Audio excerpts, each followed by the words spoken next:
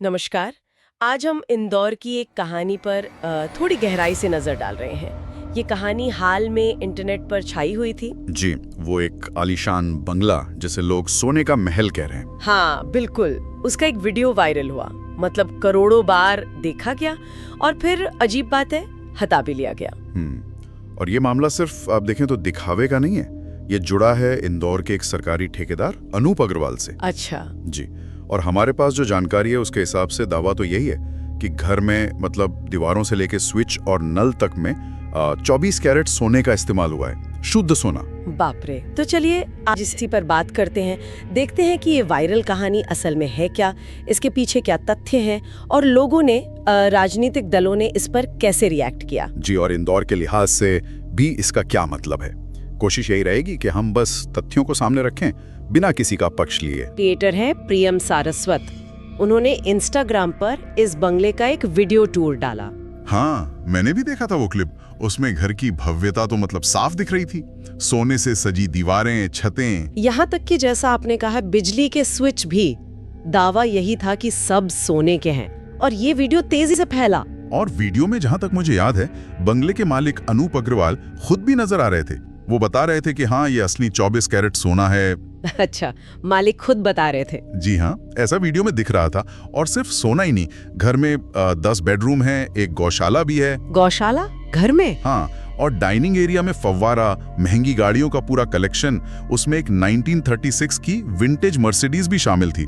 ये भी कहा कि वो नई लॉन्च होने वाली कारें खरीदने का शौक रखते हैं।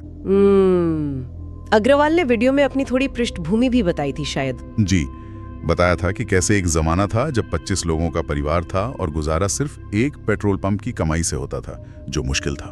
अच्छा। तो इसीलिए वो सरकारी ठेकेदारी में आए।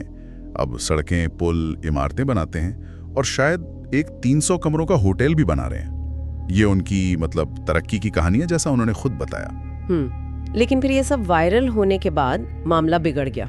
हाँ बिल्कुल, जैसे ही वीडियो फैला, सोशल मीडिया पर सवाल उठने शुरू हो गए।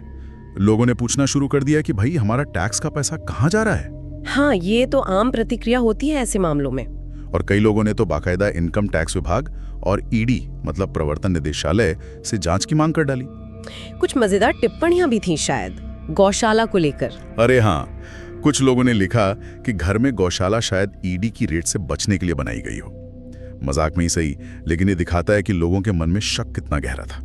और फिर इसमें राजनीति भी आ गई। जी, कांग्रेस की केरल इकाई ने एक्स पर मतलब ट्विटर पर वीडियो शेयर किया और तंज कसा कि हमारे हाईवे क्यों ढह रहे हैं, पुल नदियों में क्यों गिर रहे हैं, जवाब यहाँ खोजें। ओहो, सीधा निशाना। बिल्कुल। उन्होंने ये भी जोड़ा कि जो लोग एक पानीपुरी वाले पर ईडी की जांच की मांग कर रहे थे, वो शायद इस बंगले पर चुप रहना चाहेंगे। और इस सब हंगामे के बाद कंटेंट क्रिएटर ने वो वीडियो हटा दिया। जी, हटाना ही पड़ा होगा, दबाव बन गया था।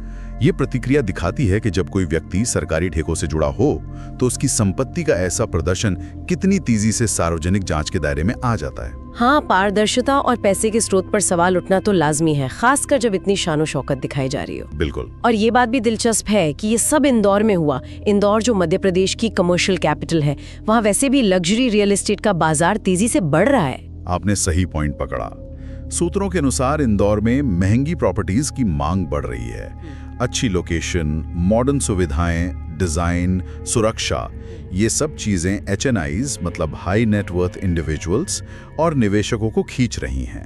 तो अग्रवाल का बंगला इसी ट्रेंड का एक कह सकते हैं चरम उदाहरण है। हाँ, एक तरह से तो है, लेकिन यह सिर्फ अमीरी का प्रदर्शन नहीं, ये शायद छोटे शहरों में बढ़ती आर्थिक असमानता और जो बदलती हुई महत्वाकांक्षाएं हैं, उनका भी एक प्रतीक हो सकता है।